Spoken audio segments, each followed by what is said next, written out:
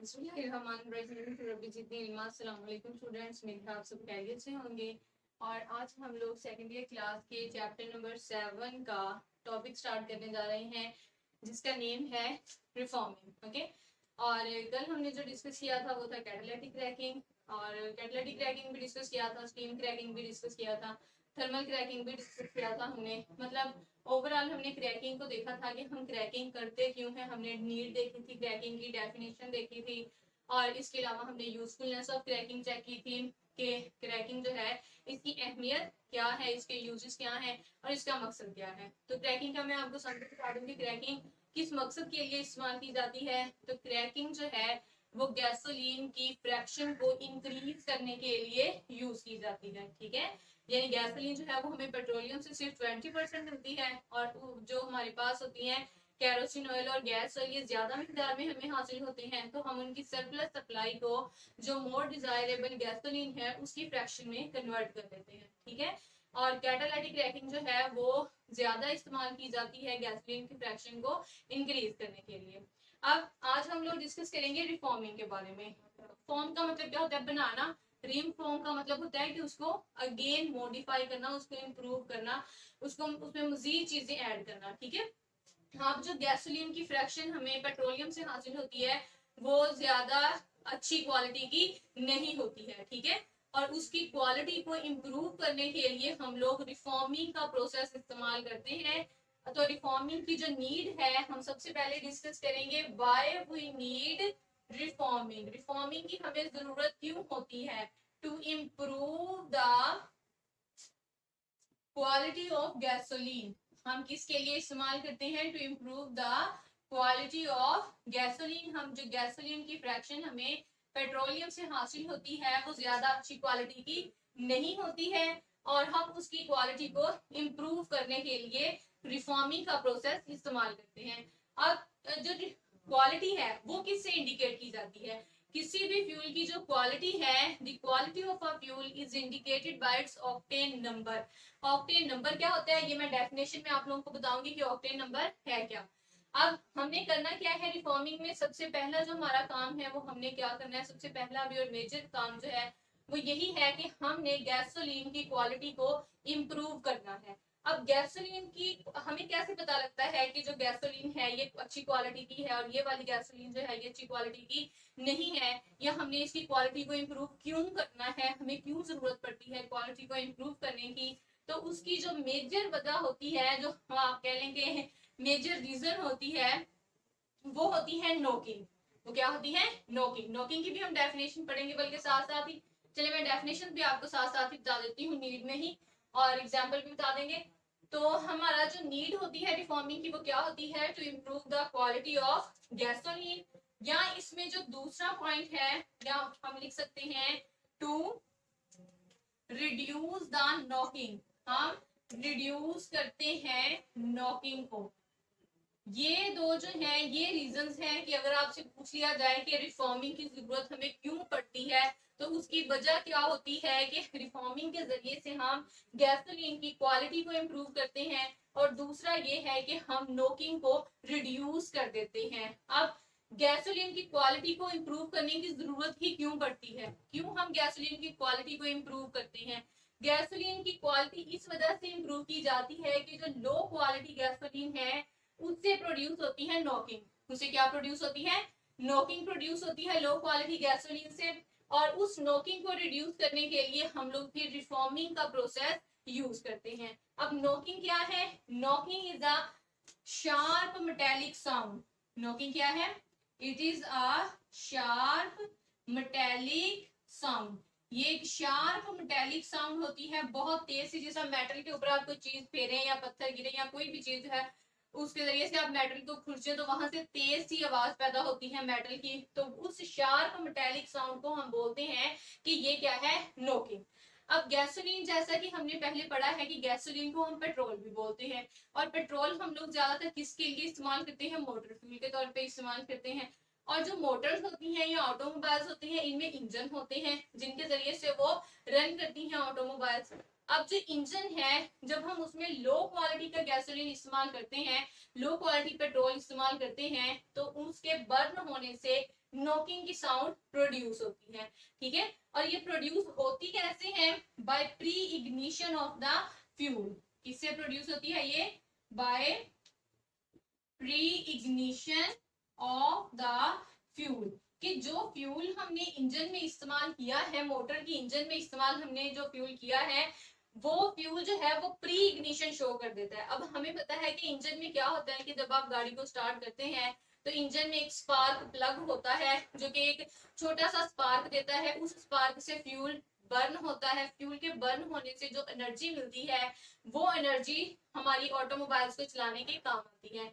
अब अगर हम लोग कर लेते हैं लो क्वालिटी का गैसोलीन इस्तेमाल करते हैं, तो जो लो क्वालिटी गैसोलीन है वो प्री इग्निशन शो करते हैं। प्री इग्निशन का मतलब ये है कि मैंने क्या बताया कि इंजन में एक स्पार्क प्लग होता है। वो स्पार्क प्लग जो है वो वहां से जब एक स्पार्क देता है तो उस स्पार्क से आगे आपका फ्यूल जो है वो बर्न करता है, ठीक है, जलता है। लेकिन अगर ऐसा हो जाए कि स्पार्क प्लग ने जो है वो अभी स्पार्क नहीं दिया, लेकिन जब हम लोग फ्यूल और एयर ऐड कर रहे होते हैं, एंटर करवा रहे होते हैं इंजन में, तो प्रेशर और टेम्परेचर की वजह से, हाई प्रेशर और हाई टेम्परेचर की वजह से, या इंजन के कुछ मटेरियल जो डिपॉजिट्स इंजन के अंदर कुछ ऐसे जरात होते हैं उनकी वजह से प्री इग्निशन स्टार्ट हो जाए, यानी स्पार्क प्लग ने अभी स्पार्क ना दिया हो, लेकिन जो फ्यूल हमने ऐड करवाया है और उसके साथ जो कंप्रेस किया है उसको एयर के साथ, वो हाई प्रेशर हाई टेम्परेचर या फिर आप कह लें कि डिपॉजिट्स जो इंजन के अंदर होते हैं उसकी वजह से वो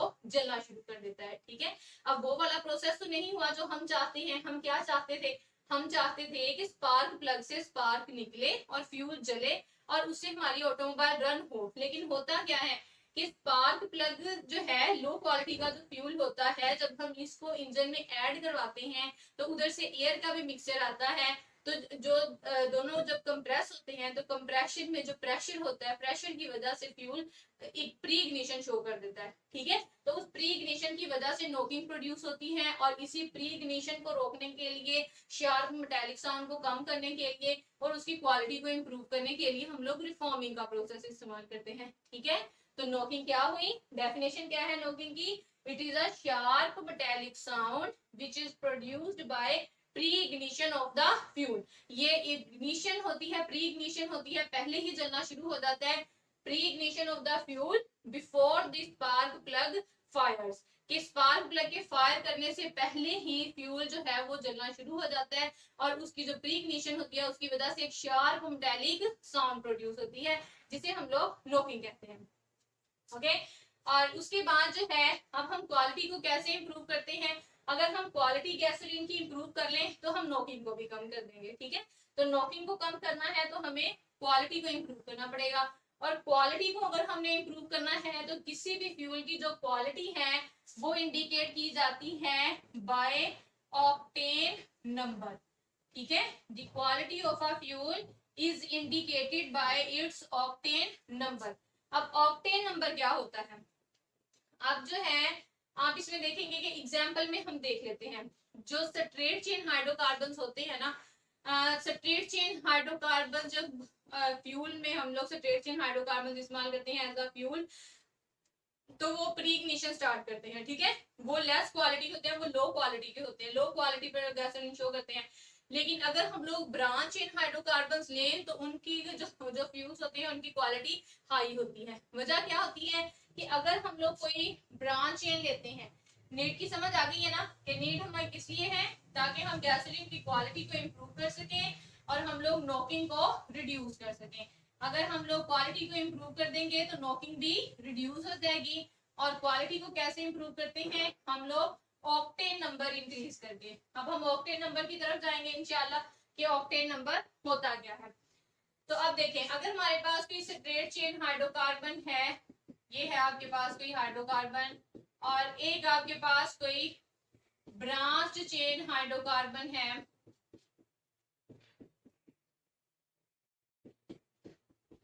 ये आपके पास कोई ब्रांच्ड चेन है।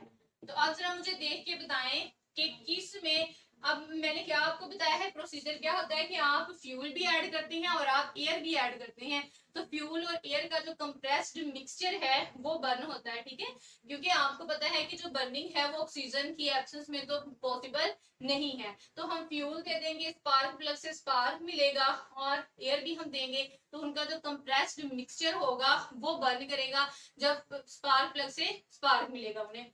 अब अगर हम बात करें स्ट्रेट चेन की, तो स्ट्रेट चेन में जो है वो सरफेस एरिया ज्यादा होता है, ठीक है, तो ज्यादा ऑक्सीजन इनके साथ अटैच हो सकती है, और जितनी ज्यादा ऑक्सीजन अटैच होगी उतने ही प्रेग्निशन के चांसेस भी ज्यादा होते हैं। लेकिन अगर हम ब्रांच चेन की बात करें, तो जो ब्रांच चेन होते हैं, अगर मैं ये हाइड्रोजन ना भी लिखूं, अगर हम कोई ब्रांच चेन की बात करें, कोई इधर भी ब्रांच, हम और भी कोई ब्रांच बना देते हैं, तो ब्रांच चेन में क्या होता है कि जहां जहां पे ब्रांचिंग होगी वहां वहां पे चांसेस जो है वो डिक्रीज हो जाएंगे ऑक्सीजन के अटैच होने के, ठीक है।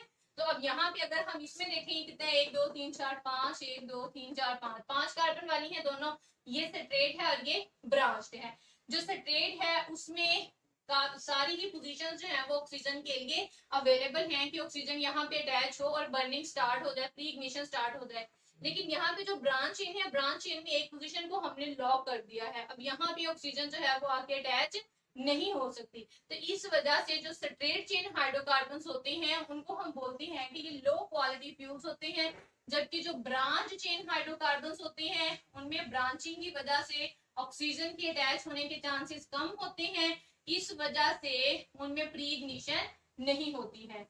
तो मतलब ये, अब यहाँ पे जो हमने डिस्कशन की है इसका मतलब ये है कि अगर हम किसी भी स्ट्रेट चेन हाइड्रोकार्बन को हम लोग ब्रांच्ड कर दें, क्या कर दें, हम उसको ब्रांच्ड कर दें, तो ब्रांच करने से हम उसकी क्वालिटी को इंप्रूव कर सकते हैं, क्योंकि जो स्ट्रेट चेन हाइड्रोकार्बन्स होते हैं ये लो क्वालिटी फ्यूल्स होते हैं, और जो ब्रांच चेन होती हैं ये हाई क्वालिटी फ्यूल होते हैं, ठीक है, बात समझ आई है। और जो गैसोलीन है, गैसोलीन की फ्रैक्शन मैंने आप लोगों को क्या बताई हुई थी, गैसोलीन की फ्रैक्शन हमने लास्ट लेक्चर में पढ़ी थी कि C6 to C8 होती है, आइए समझ, C6 to C8।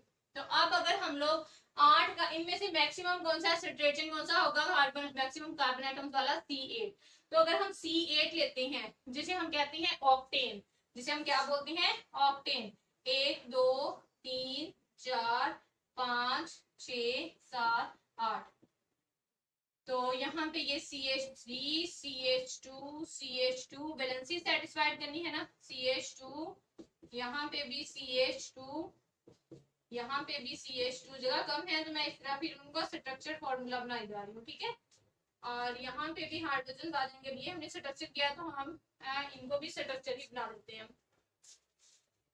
इसको हम बोलते हैं कंडेंस्ड फॉर्मूला, ये जो मैं ऐसे ऐसे लिख रही थी ना ऐसे करके, इस फॉर्मूला को हम बोलते हैं कंडेंस्ड फॉर्मूला, जिसमें हमने सिर्फ सेंट्रल एटम्स के बॉन्ड्स रिप्रेजेंट करने होते हैं। लेकिन अगर मैं तमाम बॉन्ड्स और उनकी अरेंजमेंट शो करूं तो फिर हम लोग उसको बोलते हैं स्ट्रक्चरल फॉर्मूला, 1 2 3 4 5 6 7 एंड 8, ठीक है। ये मैंने स्ट्रक्चरल फॉर्मूला बना दिया है ऑक्टेन का, किसका बना दिया है, ये ऑक्टेन का। अब ये जो ऑक्टेन है जिसको हम कहेंगे C8 और एज 18 क्यों बोलेंगे, क्योंकि मैंने कहा था कि पेट्रोलियम की जो फ्रैक्शंस हैं उनका जनरल फॉर्मूला अल्केन्स वाला होता है। तो अल्केन्स में क्या होता है, जितने कार्बन एटम उतने ही हाइड्रोजन और उसमें 2 ऐड कर देना है, तो 8 और 8 2 16, 16 में 2 ऐड किए तो 18। अब ये हमारे पास स्ट्रेट चेन है, अगर हम इसकी ब्रांचिंग इस तरह से कर दें, ब्रांचिंग हम इस तरह से कर दें कि इसको बना दें हम 2,2,4 ट्राई मिथाइल पेंटेन, हम इसको क्या बना दें, 2,2,4 ट्राई मिथाइल पेंटेन। अब मैं आपको नाम बोल रही हूँ ना, तो अब आपने लिखना इसको कैसे है, मैंने लास्ट पे क्या बोला है, पेंटेन, यानी आपने 5 कार्बन वाली एक चेन बना देनी है, 1 2 3 4 5, ठीक है, ये पेंटेन हो गया।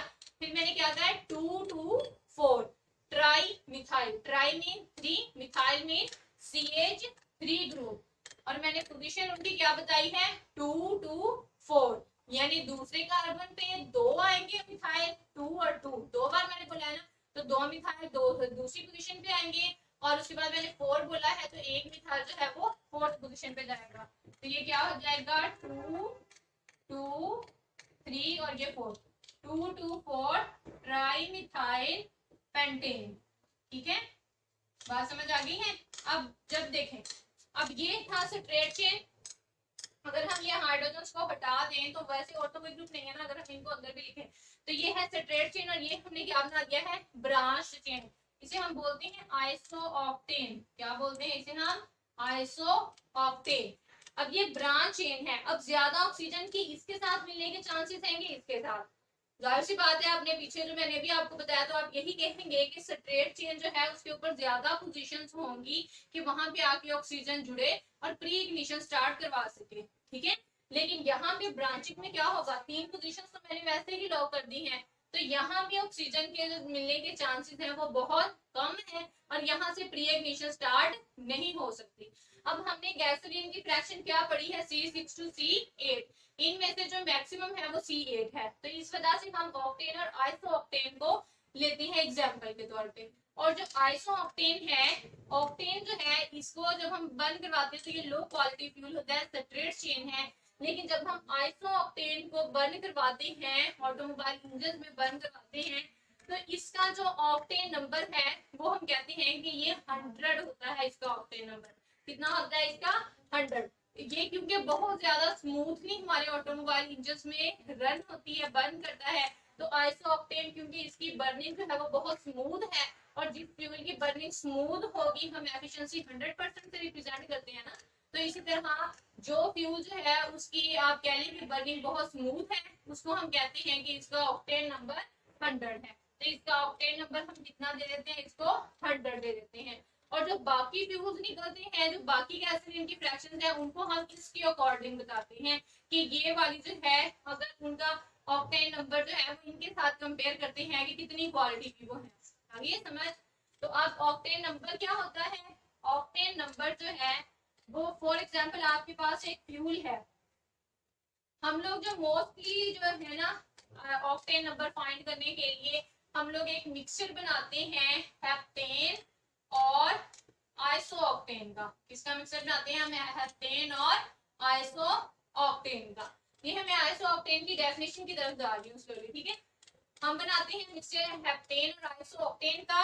हेप्टेन भी गैसोलीन की फ्रैक्शन है क्योंकि कितनी होती है C6 to C8, तो इसमें C7 भी आ जाती है। तो हम C7 वाले का और C8 वाले का मिक्सचर बनाते हैं, लेकिन C7 वाला हम सिंपल रखते हैं और उसके साथ C8 वाला जो है वो हम ब्रांच करके आइसोऑक्टेन लेते हैं, इसका हम मिक्सचर बनाते हैं। और दूसरी तरफ हमारे पास एक कोई भी फ्यूल हो सकता है, ठीक है, कोई भी फ्यूल होगा। अब हम क्या करते हैं, इसको भी बर्न करवाते हैं, इसको भी क्या करते हैं हम बर्न करते हैं, और इसको भी ऑटोमोबाइल इंजन में बर्न करते हैं। फिर हम चेक करते हैं कि ज्यादा नॉकिंग कितनी नॉकिंग प्रोड्यूस हुई है, ठीक है। अगर इन दोनों की नॉकिंग सेम है, नॉकिंग की अमाउंट, ठीक है, दोनों की नॉकिंग क्या है, सेम है, इस फ्यूल की भी और जो हेप्टेन और आइसोऑक्टेन का मिक्सचर है इसकी भी नॉकिंग जो है वो सेम है, तो हम कहेंगे कि जितनी इसमें आइसोऑक्टेन की मिकदार है उतना इसका ऑक्टेन नंबर है, ठीक है। आगे ये समझ। अब ऑक्टेन नंबर से फिर हम क्या मुराद लेंगे? Octane number is the percentage, ये परसेंटेज होती है किस चीज की? Percentage by volume, by volume इसकी परसेंटेज होती है किसकी? Of isooctane. आइसोऑक्टेन की जो है परसेंटेज बाय वॉल्यूम होती है किसमें? In an isooctane heptane mixture. इसमें आइसोऑक्टेन और हेप्टेन के मिक्सचर में जो आइसोऑक्टेन की अमाउंट होती है परसेंटेज बाय वॉल्यूम होती है, percentage by volume of isooctane in an isooctane heptane mixture. और ये मिक्सचर कौन सा होगा? दैट हैज दी, जिसके पास that has the same knocking property। तो ऑक्टेन नंबर क्या है? Percentage by volume of isooctane in an isooctane heptane mixture. Isooctane और हेप्टेन का जो हमने मिक्सचर बनाया है उसमें जो आइसोऑक्टेन की परसेंटेज है बाय वॉल्यूम और उसमें जो परसेंटेज बाय वॉल्यूम है, और कैसा मिक्सचर? ये वो मिक्सचर है जिसकी नॉकिंग प्रॉपर्टी जो फ्यूल हम टेस्ट कर रहे हैं उसकी नॉकिंग प्रॉपर्टी के इक्वल होगी। that has the same knocking property to that of fuel being tested, कि हम जिस फ्यूल को टेस्ट कर रहे हैं उस फ्यूल की जितनी नॉकिंग प्रॉपर्टी है उतनी ही अगर हेप्टेन और आइसोऑक्टेन की मिक्सचर की नॉकिंग प्रॉपर्टी होगी, तो जितनी इसमें आइसोऑक्टेन की मिकदार होगी उतना इसका ऑक्टेन नंबर होगा। फॉर एग्जांपल ये हमने जो मिक्सचर बनाया है ये है 10% हेप्टेन है और 90% इसमें आइसोऑक्टेन है, और हम कोई भी फ्यूल ले लेते हैं और वो जो फ्यूल है एक्सकैलिन, वो जो फ्यूल है हम उसको भी बर्न करवाते हैं ऑटोमोबाइल इंजन में और इस मिक्सचर को भी बर्न करवाते हैं, तो अगर उस फ्यूल की और इस मिक्सचर की नॉकिंग प्रॉपर्टी सेम होगी तो हम कहेंगे कि जितना इस मिक्सचर में आइसोऑक्टेन का वॉल्यूम है उतना ही इसका ऑक्टेन नंबर है। ठीक है, तो अब यहाँ पे अगर इनकी नॉकिंग प्रॉपर्टी सेम है, सेम नॉकिंग प्रॉपर्टी है, तो हम यहाँ पे क्या लिख देंगे कि इसमें 90% आइसोऑक्टेन है तो इसका ऑक्टेन नंबर भी कितना हो जाएगा, 90 हो जाएगा। ठीक है, क्योंकि दोनों की नॉकिंग प्रॉपर्टी सेम है तो जितना इस मिक्सर में आइसोऑक्टेन का वॉल्यूम होगा उतनी ही आप कहेंगे कि इस फ्यूल का ऑक्टेन नंबर आ जाएगा। ठीक है, तो ऑक्टेन नंबर क्या हो गया, percentage by volume of isooctane in an isooctane heptane mixture that has the same knocking property to that of fuel being tested, it is called as octane number। जो percentage by volume है isooctane की उसे हम कहते हैं कि ये क्या है, ये आपके पास आ जाता है ऑक्टेन नंबर। ठीक है, नॉकिंग की भी हमने कर ली, ऑक्टेन नंबर की भी, और रिफॉर्मिंग की भी समझ आ रही है कि रिफॉर्मिंग में हम क्या करते हैं, रिफॉर्मिंग में हम कन्वर्ट करते हैं स्ट्रेट चेन हाइड्रोकार्बन्स को इनटू ब्रांच्ड चेन हाइड्रोकार्बन्स। ठीक है, प्रॉपर डेफिनेशन अगर रिफॉर्मिंग की लिखी जाए तो आप क्या लिखेंगे, it is the conversion of straight chain hydrocarbons into branch chain hydrocarbons in the presence of a catalyst and in the absence of air। ठीक है, इसमें हम लोग स्ट्रेट चेन हाइड्रोकार्बन्स को किसमें कन्वर्ट करते हैं, ब्रांच चेन हाइड्रोकार्बन्स में, क्योंकि स्ट्रेट चेन हाइड्रोकार्बन्स की जो क्वालिटी है वो लो होती है और ब्रांच चेन हाइड्रोकार्बन्स की क्वालिटी हाई होती है। और हम स्ट्रेट चेन हाइड्रोकार्बन्स को कैसे कन्वर्ट करते हैं, हम इन दी एब्सेंस ऑफ ऑक्सीजन, हम ऑक्सीजन की एब्सेंस में कन्वर्ट करते हैं। क्यों, क्योंकि अगर ऑक्सीजन प्रेजेंट होगी तो बर्निंग भी स्टार्ट हो सकती है। ओके, और इसमें हम लोग कैटलिस्ट इस्तेमाल करते हैं। कैटलिस्ट हम मोस्टली जो इसमें इस्तेमाल करते हैं वो है प्लाटिनम कैटलिस्ट। कौन सा कैटलिस्ट इस्तेमाल करते हैं, प्लाटिनम कैटलिस्ट इस्तेमाल करते हैं। तो रिफॉर्मिंग क्या है, it is the conversion of straight chain hydrocarbons into branch chain hydrocarbons in the absence of air and in the presence of a catalyst. ये हो गई रिफॉर्मिंग। नोकिंग क्या है, knocking is the sharp metallic sound produced by pre-ignition of the fuel in the engine, automobile engine before the spark plug fires। ठीक है, उसके बाद octane number हमने कहा कि परसेंटेज बाय वॉल्यूम है किसकी, आइसोऑक्टेन की, किस में, आइसोऑक्टेन और हेप्टेन के मिक्सचर में, और वो मिक्सचर कैसा है, वो मिक्सचर वो है जिसकी नॉकिंग प्रॉपर्टी जिस फ्यूल को हम टेस्ट कर रहे हैं उसकी नॉकिंग प्रॉपर्टी के इक्वल होती है। ठीक है, तो जितना उस मिक्सचर में आइसोऑक्टेन का वॉल्यूम होगा हम कहेंगे कि उतनी ही उस फ्यूल की, उतना ही उस फ्यूल का ऑक्टेन नंबर होगा। ऑक्टेन नंबर जितना ज्यादा होगा उतनी ही क्वालिटी हाई होगी और उतनी ही बर्निंग भी स्मूथ होती जाएगी। और 100 ऑक्टेन नंबर किसका है, आइसोऑक्टेन का। आइसोऑक्टेन को हम लोगों ने 100 दिया हुआ है ऑक्टेन नंबर, क्योंकि वो सबसे बेस्ट जो है, बेस्ट वे में बर्निंग को प्रोसीड करवाता है या स्मूथली बर्न करता है। ठीक है, आगे ये समझ। उसके बाद दूसरा हम कौन सा मेथड, अदर मेथड, हम किस मेथड के जरिए से जो है वो रिफॉर्मिंग के अलावा हम और किस मेथड से कर सकते हैं फ्यूल गैसोलीन की क्वालिटी को इम्प्रूव, तो वो मेथड है हम कैसे कर सकते हैं, we can improve the quality of gasoline by blending it with, by blending यानी मिक्स करके, by blending it with tetraethyl lead. Tetraethyl, ethyl group क्या होता है, C2H5, टेट्रा मींस 4 और लेड मीन Pb। ठीक है, टेट्राइथाइल लेड जो है अगर हम इसको ब्लेंड करते हैं हम गैसोलीन के साथ इसको हम किसके साथ ब्लेंड कर देते हैं, गैसोलीन के साथ ब्लेंड कर देते हैं, तो यहाँ से भी क्या क्वालिटी क्या हो जाएगी, हाई हो जाएगी। या आप कह लें कि यहाँ से जो है नोकिंग रिड्यूस हो जाएगी। नोकिंग रिड्यूस होने के अलावा आप कह सकते हैं कि जो बर्निंग है, बर्निंग स्मूथ होती जाएगी। ठीक है, आप क्या कह सकते हैं, स्मूथ बर्निंग हो जाएगी अगर हम लोग गैसोलीन को या अपने फ्यूल को ब्लेंड कर देते हैं टेट्राइथाइल लेड के साथ। ये जो टेट्राइथाइल लेड और ये जो टेट्राइथाइलेट है ये है efficient anti knock agent. Anti knock agent हम किसे बोलेंगे, एंटी नॉक एजेंट एक ऐसा एजेंट होगा जो कि इंजन में जो नॉकिंग प्रोड्यूस होती है उसको रिड्यूस करेगा। ठीक है, हम टेट्राइथाइलेट उसके लिए इस्तेमाल कर सकते हैं। टेट्राइथाइलेट जो है इसमें लेड के पार्टिकल्स होंगे, लेड के और लेड ऑक्साइड के जो पार्टिकल्स होंगे। आप लोगों ने फर्स्ट ईयर क्लास में पढ़ा होगा एलिवेशन ऑफ बॉइलिंग पॉइंट, उसमें हमने कहा था कि अगर हम किसी सॉल्वेंट में सोल्यूट ऐड कर दें तो सोल्यूट के पार्टिकल्स जो हैं उनकी प्रेजेंस की वजह से, कोलिगेटिव प्रॉपर्टीज में आपने पढ़ा था कि उनकी प्रेजेंस की वजह से जो सॉल्वेंट का बॉइलिंग पॉइंट है वो हाई हो जाता है। तो यहाँ पे भी कुछ ऐसे ही होगा, हम गैसोलीन में जब टेट्राइथाइल लेड ऐड करेंगे तो जो लेड के पार्टिकल्स हैं वो मौजूद होंगे सरफेस पे, और जब वो मौजूद होंगे तो बॉइलिंग पॉइंट जो है वो इंक्रीज हो जाएगा और प्री इग्निशन स्टार्ट नहीं होगी, या बर्निंग जो है वो स्पार्क प्लग के फायर करने से पहले स्टार्ट नहीं हो पाएगी। ठीक है, बात समझ आ गई है। लेकिन इसका जो है वो एक डिसएडवांटेज भी है।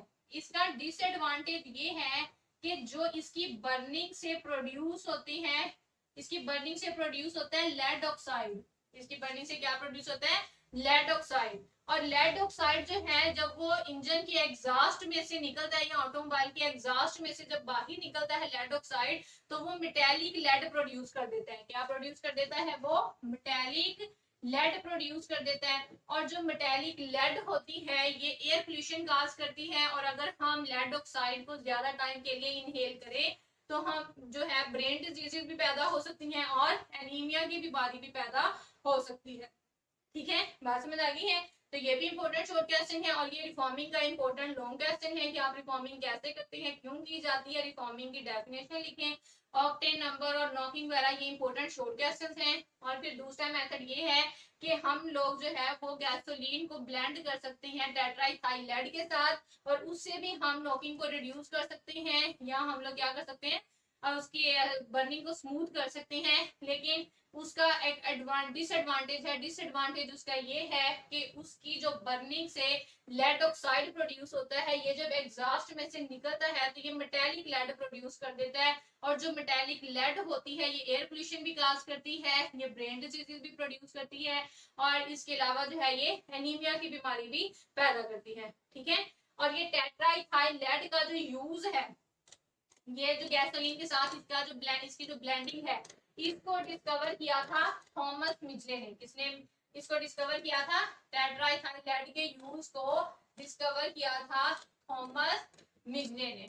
ठीक है, थॉमस मिचले ने 1922 में, और थॉमस मिचले ने ही क्लोरोफ्लोरोकार्बन्स को डिस्कवर किया था। और क्लोरोफ्लोरोकार्बन्स का आपने यूज पढ़ा हुआ है, क्लोरोफ्लोरोकार्बन्स के बारे में 10th क्लास में आपने एसिड रेन वाले में जहां पे ओजोन लेयर डिप्लीशन पढ़ी थी आपने, तो वहां पे आपने ये भी पढ़ा था कि जो क्लोरोफ्लोरोकार्बन्स हैं ये जब उसमें से एग्जॉस्ट में से निकलते हैं, एयर कंडीशनर में से निकलते हैं, तो जाके वो ओजोन के मॉलिक्यूल्स को ब्रेक करते हैं, क्लोरीन के फ्री रेडिकल बनाते हैं, और जो फ्री रेडिकल हैं वो ओजोन के मॉलिक्यूल्स को ब्रेक करते हैं, जिससे ओजोन लेयर की डिप्लीशन हो जाती है। तो थॉमस मिचले ने 1922 में कहा था कि हम गैसोलीन के साथ टेट्राइथाइलेट को यूज करके भी इसके बॉइलिंग पॉइंट को इंक्रीज कर सकते हैं, प्री इग्निशन को स्टॉप कर सकते हैं, और नॉकिंग को रिड्यूस कर सकते हैं। ठीक है, लेकिन उसका एडवांटेज ये है कि वो एयर पोल्यूशन काज करती है, ब्रेन डिजीज प्रोड्यूस होती है, और एनीमिया की बीमारी पैदा होती है। ओके, तो आज का जो हमारा टॉपिक था उसमें हमने क्या पढ़ा, उसमें हमने नीड ऑफ रिफॉर्मिंग पढ़ी कि रिफॉर्मिंग किस मकसद के लिए की जाती है। रिफॉर्मिंग गैसोलीन की क्वालिटी को इंप्रूव करने के लिए इस्तेमाल की जाती है। रिफॉर्मिंग होती क्या है, रिफॉर्मिंग में हम स्ट्रेट चेन हाइड्रोकार्बन्स को ब्रांच चेन हाइड्रोकार्बन्स में कन्वर्ट करते हैं। क्यों, क्योंकि straight chain hydrocarbons low quality fuels होते हैं, और जो ब्रांच चेन होते हैं वो हाई क्वालिटी फ्यूल्स होते हैं। और इसके लिए हम लोगों ने एग्जांपल पढ़ी है ऑक्टेन की और आइसोऑक्टेन की। और फिर हमने पढ़ा कि नॉकिंग क्या होती है। नॉकिंग जो है वो फ्यूल की प्री इग्निशन से प्रोड्यूस होती है, शार्प मेटालिक साउंड होती है, ठीक है। स्पार्क प्लग जो है वो स्पार्क देता है और फ्यूल बर्न होता है और ऑटोमोबाइल्स चलती हैं। लेकिन अगर हम लो क्वालिटी का फ्यूल इस्तेमाल करें तो प्रेशर की वजह से या डिपोजिट्स जो इंजन में होते हैं उसकी वजह से स्पार्क प्लग के फायर होने से पहले ही इग्निशन स्टार्ट हो जाती है और उस इग्निशन से शार्प मेटालिक साउंड प्रोड्यूस होती है जिसे हम नोकिंग कहते हैं। ओके, ऑक्टेन नंबर हमने पढ़ा कि जो फ्यूल की क्वालिटी है वो हम ऑक्टेन नंबर से रिप्रेजेंट करते हैं। ऑक्टेन नंबर क्या होता है? आइसो ऑक्टेन और हेप्टेन का हम मिक्सचर लेते हैं, उसमें जो आइसो ऑक्टेन की और उस मिक्सचर के साथ हम कोई फ्यूल जिसको हमने टेस्ट करना होता है हम दोनों को बर्न करवाते हैं और दोनों की अगर नॉकिंग प्रॉपर्टी सेम होगी तो हम कहेंगे कि जितना आइसो ऑक्टेन और हेप्टेन के मिक्सचर में आइसो ऑक्टेन का वॉल्यूम है उतना ही इस जो फ्यूल हम टेस्ट कर रहे हैं उसका ऑक्टेन नंबर है। क्यों? क्योंकि दोनों की नॉकिंग प्रॉपर्टी सेम होती है। ओके, फिर हमने दूसरा मेथड पढ़ा कि हम एक और मेथड से रिफॉर्मिंग जो नॉकिंग है उसको रिड्यूस कर सकते हैं। वो कौन सा प्रोसेस है? वो है ब्लेंडिंग विद टेट्राइथाइल लेड के। हम गैसोलीन को ब्लेंड करते हैं टेट्राइथाइल लेड के साथ, लेकिन उसका डिसएडवांटेज भी हमने पढ़ा। डिसएडवांटेज उसका ये होता है कि उसे लेड ऑक्साइड प्रोड्यूस होता है। लेड ऑक्साइड जब एग्जॉस्ट में से बाहर जाता है तो मेटालिक लेड प्रोड्यूस करता है। Metallic lead air pollution, brain disease और एनीमिया की बीमारी पैदा करती है। तो ये था आपका आज का टॉपिक। उम्मीद है आप लोगों को समझ आई होगी। अगर किसी बात की समझ ना आए तो आप कमेंट सेक्शन में क्वेश्चन करके भी पूछ सकते हैं। Thank you and have a nice day. Allah Hafiz.